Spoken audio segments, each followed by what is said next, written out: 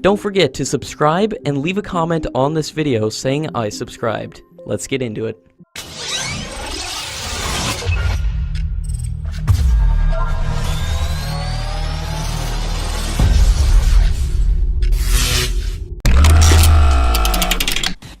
The Indian Air Force and the Ministry of Defense is in active discussion with Russian firms for the mid-life upgrade of 44 Su-30 fighter jets.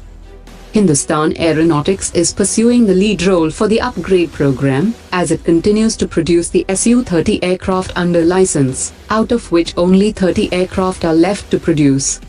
The upgrade program involves the integration of 5 new systems, along with the fitting of Russian and indigenously developed systems. The major upgrades are related to the radar, mission computer, and communications suite. The Air Force wants approximately 40 aircraft to be modified to accommodate the BrahMos, and Hindustan Aeronautics is proposing newly built aircraft for this requirement, which will also keep the production line running for at least 4 more years. In a major breakthrough in defense technology, India has successfully carried out the first test of a new surface-to-air system with nozzle-less booster, making its mark as a military superpower in the Southeast Asia region. Defense sources have said that the system has performed as expected, and it flew at a speed of Mach 3, and it perfectly validates the new indigenous technology. The indigenously developed system will help in mastering the cutting-edge technology, which has been secured by a few selected nations. In a bid to boost its capability, India is set to place an order for spike systems from Israel.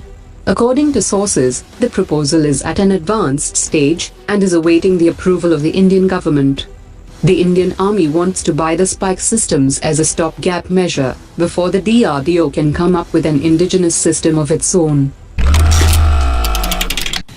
During the Indo-US 2+2 dialogue, the US is likely to ask India to make a fundamental choice, whether it wants the US or Russia to be its principal defense partner. US is ready to part with sophisticated equipment and share its technology, but it is concerned that India will operate the American systems alongside the Russian equipments. During Prime Minister Modi's first official visit to Indonesia, India and Indonesia have boosted their strategic partnership to comprehensive strategic partnership and have pledged to step up defense and maritime cooperation to help stabilize the Indo-Pacific region. The Indonesian president has said that India is a strategic defense partner, and Indonesia will continue to cooperate in developing infrastructure, including the Sabang Island. The US has renamed its US Pacific Command to Indo-Pacific Command due to the growing importance of India to the Pentagon. US Pacific Command is responsible for US military activity in the Greater Pacific region, and the renaming of command does not mean that additional assets will be sent to the region currently, but it recognizes increasing military relevance of India for the United States.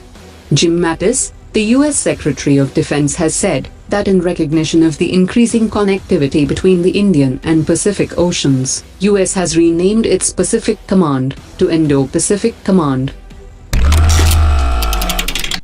According to latest reports, Pakistan and Turkey have agreed on the sale of T-129 helicopters. The contract is worth about $1.5 billion, which is almost equivalent of Turkey's annual defense exports. In another deal, Turkey has upgraded 41 F-16 fighter jets for the Pakistan Air Force, which involved new avionics and structural modernization of the aircraft.